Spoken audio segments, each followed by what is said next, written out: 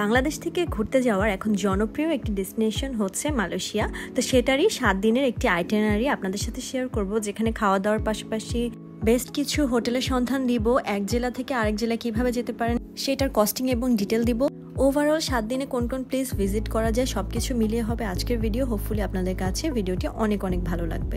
ঢাকা থেকে কুয়ালালামপুর শহরে আসতে মিনিমাম 4 ঘন্টা সময় লাগে ফ্লাইটে, এবং সেক্ষেত্রে পার পার্সন খরচ হয়েছিল 39,000 টাকা করে। এয়ারপোর্ট থেকে প্রথমে বাস স্টেশনে, তারপরে একটি গ্র্যাবে করে চলে যাই আমাদের হোটেলে। এরই মধ্যে আমেরিকা থেকে আমার একটা পেমেন্ট পাঠানোর কথা ছিল, সো দেশ থেকে আমি একটা কল পেলাম যে ট্যাপটপ সেন্ডের মাধ্যমে আমাকে একটা পেমেন্ট পাঠানো হয়েছে। এই অ্যাপসটার বেস্ট পার্ট হচ্ছে এখান থেকে যদি আপনি কোনো টাকা পাঠান আপনার কিন্তু কোনো এক্সট্রা চার্জ বা কমিশন লাগে না। ইউকে, আমেরিকা, সৌদি আরব, কানাডা কিংবা ইউরোপের যে কোনো দেশ থেকে ইজিলি এই টাকাটা সেন্ড করা যেতে পারে। আর ট্যাপটপ সেন্ড এই অ্যাপ থেকে শুধু ব্যাংকের মাধ্যমে না, বিকাশ, নগদ কিংবা রকেটের মাধ্যমেও কিন্তু আপনারা পেমেন্ট করতে পারবেন। অ্যান্ড অফকোর্স সবচেয়ে বেস্ট রেটে কিন্তু আপনারা টাকা পাঠাতে পারবেন। অ্যান্ড গভর্নমেন্ট ইনসেন্টিভ ছিল মাত্র 2.5%। অ্যান্ড $10 কিংবা 50 দিরহাম ডিসকাউন্ট পাওয়ার জন্য কিন্তু আমার কোড PRIO10 ইউজ করতে পারেন। যাই হোক, পৌঁছানোর পর একটা ম্যাগি খেয়ে নিলাম, কিছুক্ষণ রেস্ট করলাম। অ্যান্ড আমাদের রুম থেকে কিন্তু এত সুন্দর ভিউ ছিল, টুইন টাওয়ারও দেখা যায়। আর পার ডে এই রুমের প্রাইস ছিল 2300 টাকা। এটার একটা ডিটেল ভিডিও আপনাদেরকে আমি আলাদা করে দিয়ে দিচ্ছি। দেন আমরা চলে গেলাম মালয়েশিয়ার খুবই ফেমাস একটা স্ট্রিট জালান আলোরে। আপনারা যদি ফুড লাভার হয়ে থাকেন, আপনাদের ফার্স্ট ডে ফার্স্ট নাইটটা কিন্তু আপনারা এখানে স্পেন্ড করতে পারেন। অনেক মজার মজার খাবার আছে, ইনশাল্লাহ খুবই ভালো যাবে আপনাদের সেই দিনটি।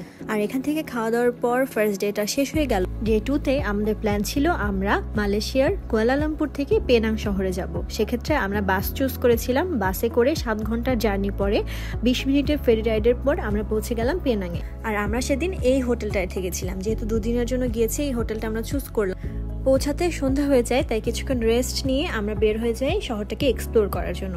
প্রথমে খুব ফেমাস একটা মলে গেলাম, সেখানে যে একটু মেকআপ টেকআপ ট্রাই করলাম অ্যান্ড ডিনার করে we call it a day. এটা আমাদের ডে 2 ছিল। পরের দিন সকালে একদম আমরা সকালবেলা বের হয়ে যাই পেনাং হিলটা ভিজিট করার জন্য।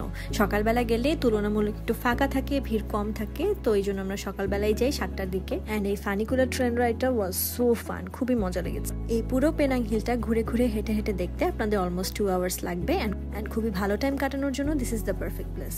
সেখানে ঘোরাঘুরি করলাম, কফি অ্যান্ড ফুড এনজয় করলাম। দেন আমাদের এখানে ঘোরাটা শেষ হয়ে গেল। এরপরে আবার হোটেলে এসে একটু কুইক জামাটা চেঞ্জ করে নিলাম, কারণ আরেকটা স্পটে যাব, সো আউটফিট চেঞ্জ করা কিন্তু খুবই জরুরি ছিল। এখন আমরা আসলাম তাদের খুবই ফেমাস একটা স্ট্রিট কল্ড আর্মানিয়াম স্ট্রিট। এই স্ট্রিটটা খুবই কালচারাল, এখানে অনেক সুন্দর সুন্দর স্পট আছে যেখানে পেন্টিং করা। আপনারা যারা আর্ট কালচার ভালোবাসেন তাদের কাছে এই স্পটটা খুবই সুন্দর এবং কালারফুল লাগবে। অ্যান্ড অফকোর্স টুকটাক সুভেনিয়ার তো কিনে ফেলাই লাগতো, সো সেটাই আমরা করলাম। ওয়াকিং ডিস্টেন্সে একটি জেটি আছে এখানে, তো সেখানে গেলাম, ঘাটটা একটু ভিজিট করলাম, খুবই সুন্দর ছিল। দেন আমাদের খুবই পছন্দের ন্যান্দোজে একটু লাঞ্চ করে নিলাম। হোটেলে ফিরে রেস্ট করেই আম্মু আয়মানের সাথে দেখা। আমাদের একসাথে আরেকটা জায়গায় যাওয়ার প্ল্যান ছিল, হুইচ ইজ ফিরাঙ্গি বিচ। একদমই বিচ ভাইবস, তো আমরা খুবই মজা করে কোকোনাট খেলাম, অনেক ফটোশুট করলাম, খুবই ভালো একটা টাইম আমরা কাটিয়েছি। আমাদের প্ল্যান ছিল এখানে সানসেটটা এনজয় করা। আমরা দেখলাম এখানে ফ্রি ফায়ার শো হয়, সো আমরা সেটাও কিন্তু এনজয় করেছি। আর যেহেতু সন্ধ্যা হয়ে গিয়েছিল, সো আনলিমিটেড স্ন্যাক্সও ছিলই, অনেক অনেক খাওয়া দাওয়া আমরা করেছি। আলহামদুলিল্লাহ অনেক সময় একটা পার করা যাবে। সো আপনারাও কিন্তু আপনাদের ডে 3 একটা প্ল্যান এরকম করে রাখতে পারেন। অ্যান্ড ইয়াস, আমরা কিন্তু একটা রিল্যাক্সিং ম্যাসাজও নিয়েছিলাম। অ্যান্ড ইটস ডে 4, যেদিন আমরা আবার পেনাং থেকে বাসে করে কুয়ালালামপুরে যাই। অ্যান্ড সেম হোটেলেই আমরা উঠি। It's a Airbnb. এটা আপনারা অবশ্যই অ্যাগোটার মাধ্যমে বুক করে নিতে পারবেন অ্যান্ড ইজিলি খুব ভালো প্রাইসে ইনশাল্লাহ পেয়ে যাবেন। সেদিন বিকালবেলা পৌঁছে আমরা কয়েকটা প্লেস এক্সপ্লোর করি। প্রথমে মালয়েশিয়ার ন্যাশনাল ফুড নাসিলেমাকটা ট্রাই করেছি, তার পাশাপাশি আরও কয়েকটা ফেমাস স্ট্রিট ফুডও ট্রাই করা হয়েছে। আর কুয়ালালামপুরে আসলে অবশ্যই তাদের ফেমাস বুকিত বিংটানের এই স্ট্রিটটা কিন্তু মিস করা যাবে না, অবশ্যই আসতে হবে। এখানে অনেক ফান অ্যাক্টিভিটিস হয়, খুবই ভালো একটা এক্সপিরিয়েন্স হবে আপনাদের।